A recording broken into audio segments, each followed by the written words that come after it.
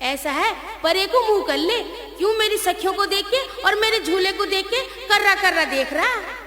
अरे यूं कह रहा हूँ, मैं क्या तेरी ये रस्सी है ना बहुत कमजोर है। अच्छा? मैंने तेरी इस रस्सी को कई कई बार देखा है, और जो झूला टूट गया ना, पांसू टूट जाएंगी। मान जा, मेरी बात सुन ले।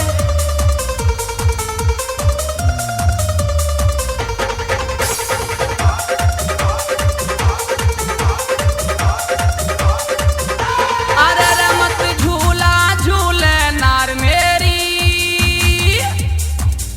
अरे मत झूला झूले नार, अरे तेरी रस्सी है बेकार, टूट जाएगी अम्मा की डार, गिरेगी तेरे लग जाएगी, लग जाएगी, लग जाएगी, लग जाएगी, लग जाएगी, लग जाएगी।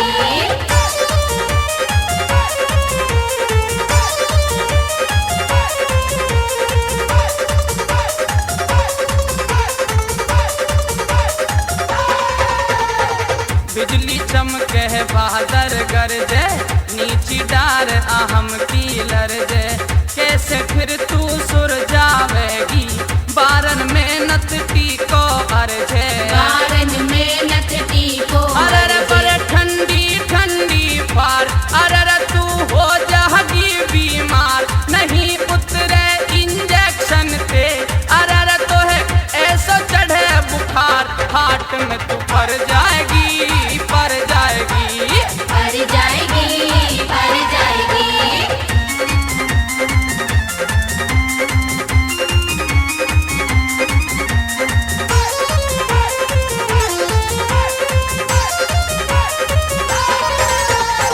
मत झूले झूला नखरारी, मान कहे की बात हमारी, कितनी सुंदर काया तेरी, ढूंगे लटके चोटी कारी, ढूंढे लटके चोटी अरे तेरे घने मुलायम बाल, अरे तेरी चूंदर हल्लेदार, समागी मेरे दिल अंदर, अरे क्या चीज गढ़ी कर तार, जवानी तेरी झर जाएगी, झर जाएगी, भर जाएगी, भर जाएगी।